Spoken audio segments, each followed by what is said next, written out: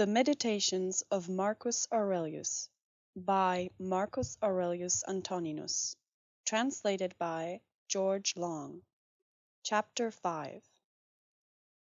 In the morning, when thou risest unwillingly, let this thought be present: I am rising to the work of a human being. Why then am I dissatisfied if I am going to do the things for which I exist, and for which I was brought into the world? Or have I been made for this, to lie in the bedclothes and keep myself warm? But this is more pleasant. Dost thou exist then to take thy pleasure, and not at all for action or exertion? Dost thou not see the little plants, the little birds, the ants, the spiders, the bees, working together to put in order their several parts of the universe? And art thou unwilling to do the work of a human being? And dost thou not make haste to do that which is according to thy nature? But it is necessary to take rest also. It is necessary. However, nature has fixed bounds to this too. She has fixed bounds both to eating and drinking, and yet thou goest beyond these bounds, beyond what is sufficient. Yet in thy acts it is not so, but thou stoppest short of what thou canst do. So thou lovest not thyself, for if thou didst, thou wouldst love thy nature and her will. But those who love their several arts exhaust themselves in working at them unwashed and without food. But thou valuest thine own nature less than the turner values the turning art, or the dancer the dancing art, or the lover of money values his money, or the vainglorious man his little glory. And such men, when they have a violent affection to a thing, choose neither to eat nor to sleep rather than to perfect the things which they care for. But are the acts which concern society more vile in thy eyes, and less worthy of thy labor? How easy it is to repel and to wipe away every impression which is troublesome or unsuitable, and immediately to be in all tranquillity. Judge every word and deed which are according to nature to be fit for thee, and be not diverted by the blame which follows from any people, nor by their words. But if a thing is good to be done or said, do not consider it unworthy of thee. For those persons have their peculiar leading principle, and follow their peculiar movement. Which things do not thou regard, but go straight on, following thy own nature and the common nature, and the way of both is one. I go through the things which happen according to nature, and I shall fall and rest, breathing out my breath into that element out of which I daily draw it in, and falling upon that earth out of which my father collected the seed, and my mother the blood, and my nurse the milk, out of which during so many years I have been supplied with food and drink, which bears me when I tread on it and abuse it for so many purposes. Thou sayest, men cannot admire the sharpness of thy wits. Be it so, but there are many other things of which thou canst not say, I am not formed for them by nature. Show those qualities then which are altogether in thy power: sincerity, gravity, endurance of labor, aversion to pleasure, contentment with thy portion and with few things, benevolence, frankness, no love of superfluity, freedom from trifling magnanimity. Dost thou not see how many qualities thou art immediately able to exhibit, in which there is no excuse of natural incapacity and unfitness, and yet thou still remainest voluntarily below the mark? Or art thou compelled, through being defectively furnished by nature, to murmur and to be stingy and to flatter and to find fault with thy poor body, and to try to please men, and to make great display, and to be restless in thy mind? No, by the gods, but thou mightest have been delivered from these things long ago. Only if in truth thou canst be charged with being rather slow and dull of comprehension, thou must exert thyself about this also, not neglecting it, nor yet taking pleasure in thy dullness. One man, when he has done a service to another, is ready to set it down to his account as a favour conferred. Another is not ready to do this, but still in his own mind he thinks of the man as his debtor, and he knows what he has done. A third, in a manner, does not even know what he has done, but he is like a vine which has produced grapes, and seeks for nothing more after it has once produced its proper fruit. As a horse when he has run, a dog when he has tracked the game, a bee when it has made the honey, so a man when he has done a good act does not call out for others to come and see, but he goes on to another act, as a vine goes on to produce again the grapes in season. Must a man then be one of these, who in a manner act thus without observing it? Yes. But this very thing is necessary, the observation of what a man is doing. For it may be said, it is characteristic of the social animal to perceive that he is working in a social manner, and indeed to wish that his social partner also should perceive it. It is true what thou sayest, but thou dost not rightly understand what is now said. And for this reason thou wilt become one of those of whom I spoke before. For even they are misled by a certain show of reason. But if thou wilt choose to understand the meaning of what is said, do not fear that for this reason thou wilt omit any social act. A prayer of the Athenians. Rain, rain, O dear Zeus, down on the ploughed fields of the Athenians and on the plains.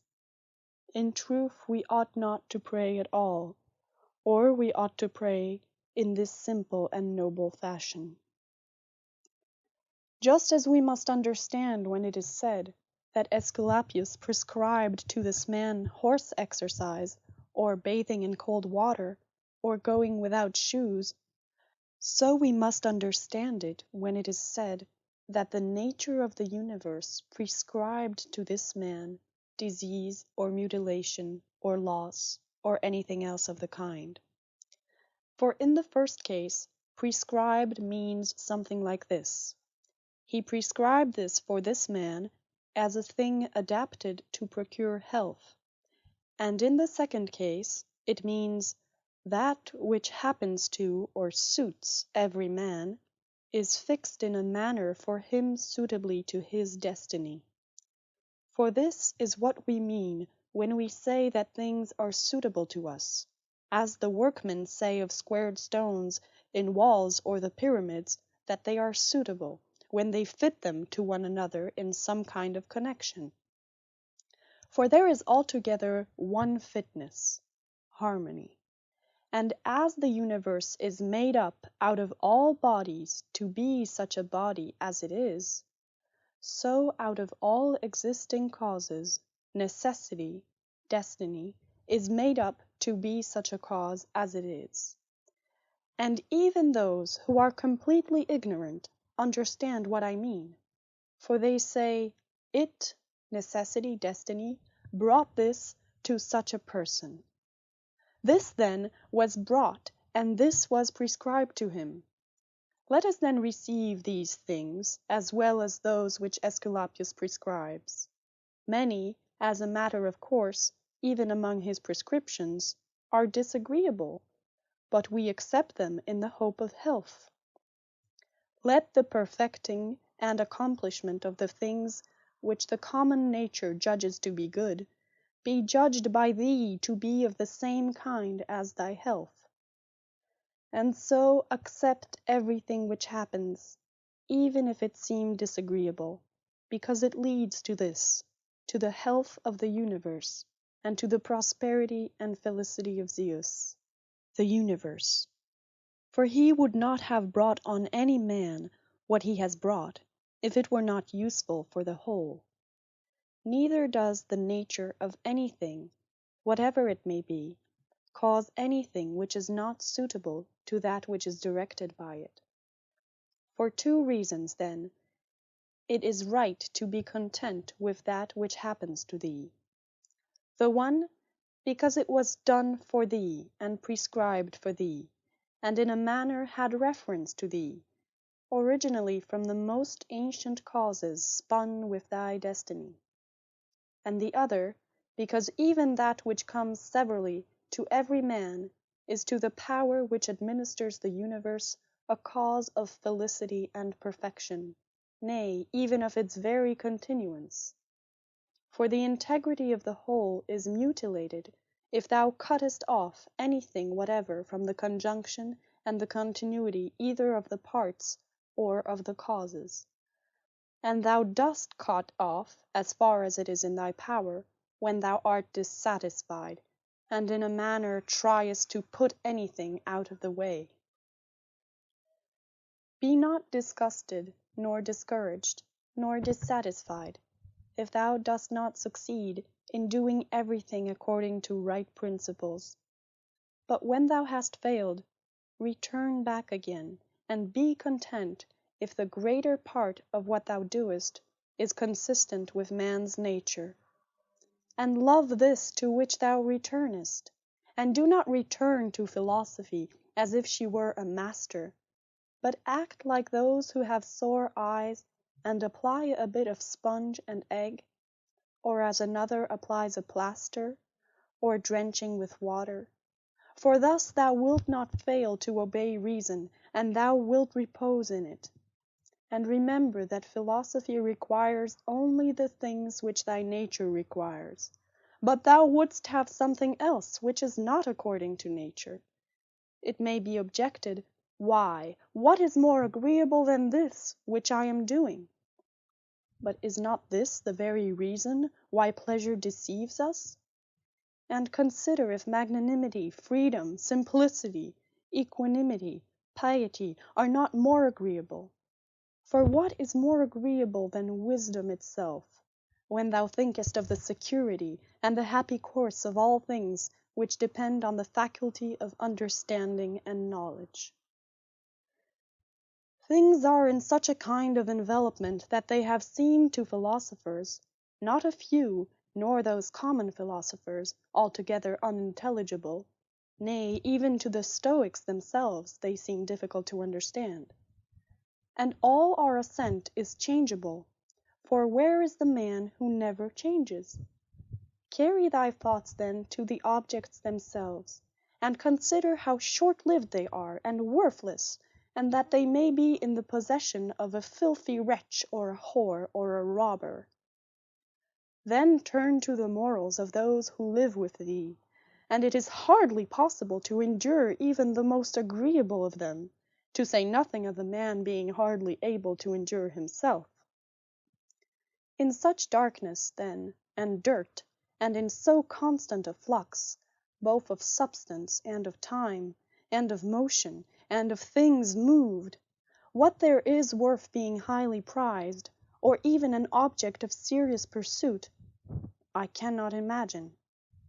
But on the contrary, it is a man's duty to comfort himself, and to wait for the natural dissolution, and not to be vexed at the delay, but to rest in these principles only: the one, that nothing will happen to me which is not conformable to the nature of the universe; and the other, that it is in my power never to act contrary to my God and demon, for there is no man who will compel me to do this. About what am I now employing my own soul? On every occasion I must ask myself this question, and inquire, what have I now in this part of me which they call the ruling principle? And whose soul have I now? That of a child, or of a young man, or of a feeble woman, or of a tyrant, or of a domestic animal, or of a wild beast. What kind of things those are which appear good to the many, we may learn even from this. For if any man should conceive certain things as being really good, such as prudence, temperance, justice, fortitude, he would not, after having first conceived these, endure to listen to anything which should not be in harmony with what is really good. But if a man has first conceived as good the things which appear to the many to be good, he will listen and readily receive as very applicable that which was said by the comic writer. Thus even the many perceive the difference. For were it not so, this saying would not offend and would not be rejected in the first case, while we receive it when it is said of wealth and of the means which further luxury and fame, as said fitly and wittily. Go on then and ask if we should value and think those things to be good, to which after their first conception in the mind the words of the comic writer might be aptly applied, that he who has them through pure abundance has not a place to ease himself in. I am composed of the formal and the material, and neither of them will perish into non-existence, as neither of them came into existence out of non-existence. Every part of me then will be reduced by change into some part of the universe, and that again will change into another part of the universe, and so on forever. And by consequence of such a change I too exist, and those who begot me, and so on forever in the other direction. For nothing hinders us from saying so, even if the universe is administered according to definite periods of revolution. Reason and the reasoning art, philosophy, are powers which are sufficient for themselves and for their own works. They move then from a first principle which is their own, and they make their way to the end which is proposed to them. And this is the reason why such acts are named katorthoses, or right acts, which word signifies that they proceed by the right road. None of these things ought to be called a man's which do not belong to a man, as man. They are not required of a man, nor does man's nature promise them, nor are they the means of man's nature attaining its end. Neither then does the end of man lie in these things, nor yet that which aids to the accomplishment of this end, and that which aids toward this end is that which is good. Besides, if any of these things did belong to man, it would not be right for a man to despise them and to set himself against them, nor would a man be worthy of praise who showed that he did not want these things, nor would he who stinted himself in any of them be good, if indeed these things were good. But now the more of these things a man deprives himself of, or of other things like them, or even when he is deprived of any of them, the more patiently he endures the loss, just in the same degree he is a better man. Such as are thy habitual thoughts, such also will be the character of thy mind. For the soul is dyed by the thoughts. Dye it then with a continuous series of such thoughts as these. For instance, that where a man can live, there he can also live well. But he must live in a palace. Well then, he can also live well in a palace. And again, consider that for whatever purpose each thing has been constituted, for this it has been constituted, and toward this it is carried, and its end is in that toward which it is carried.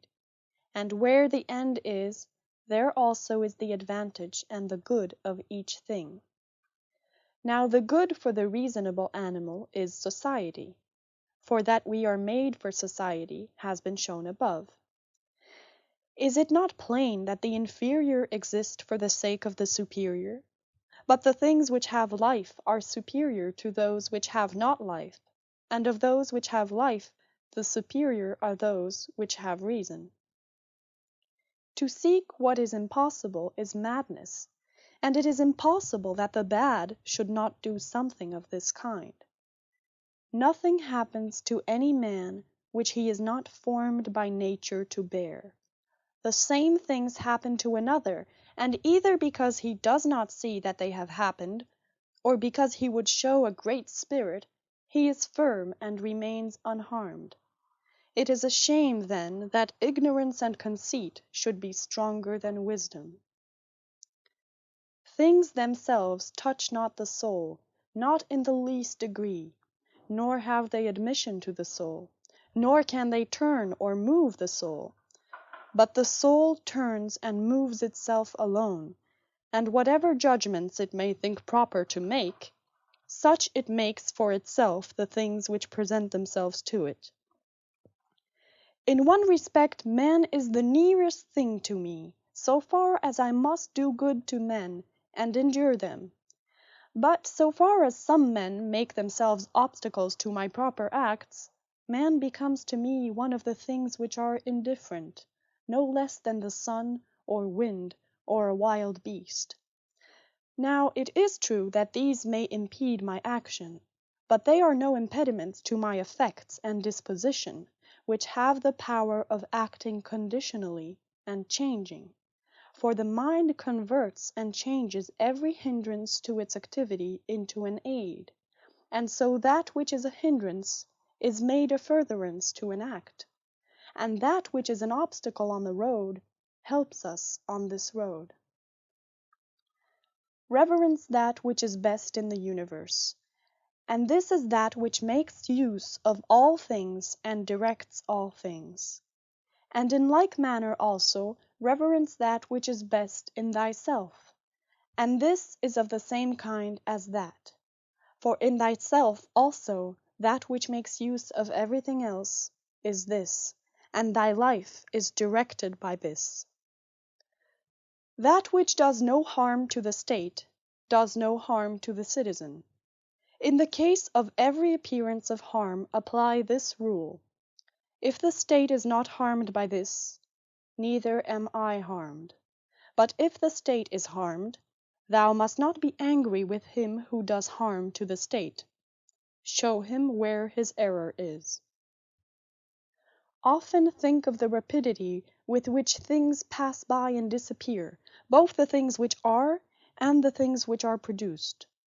For substance is like a river in a continual flow, and the activities of things are in constant change, and the causes work in infinite varieties, and there is hardly anything which stands still. And consider this which is near to thee, this boundless abyss of the past and of the future, in which all things disappear. How then is he not a fool who is puffed up with such things, or plagued about them, or makes himself miserable? For they vex him only for a time, and a short time. Think of the universal substance, of which thou hast a very small portion, and of universal time, of which a short and indivisible interval has been assigned to thee, and of that which is fixed by destiny, and how small a part of it thou art. Does another do me wrong? Let him look to it. He has his own disposition, his own activity. I now have what the universal nature wills me to have, and I do what my nature now wills me to do. Let the part of thy soul which leads and governs be undisturbed by the movements in the flesh, whether of pleasure or of pain, and let it not unite with them, but let it circumscribe itself, and limit those effects to their parts. But when these effects rise up to the mind by virtue of that other sympathy that naturally exists in a body which is all one, then thou must not strive to resist the sensation, for it is natural, but let not the ruling part of itself add to the sensation the opinion that it is either good or bad. Live with the gods. And he does live with the gods who constantly shows to them that his own soul is satisfied with that which is assigned to him, and that it does all that the demon wishes, which Zeus have given to every man for his guardian and guide, a portion of himself. And this is every man's understanding and reason. Art thou angry with him whose armpits stink? Art thou angry with him whose mouth smells foul? What good will this anger do thee? He has such a mouth, he has such armpits. It is necessary that such an emanation must come from such things.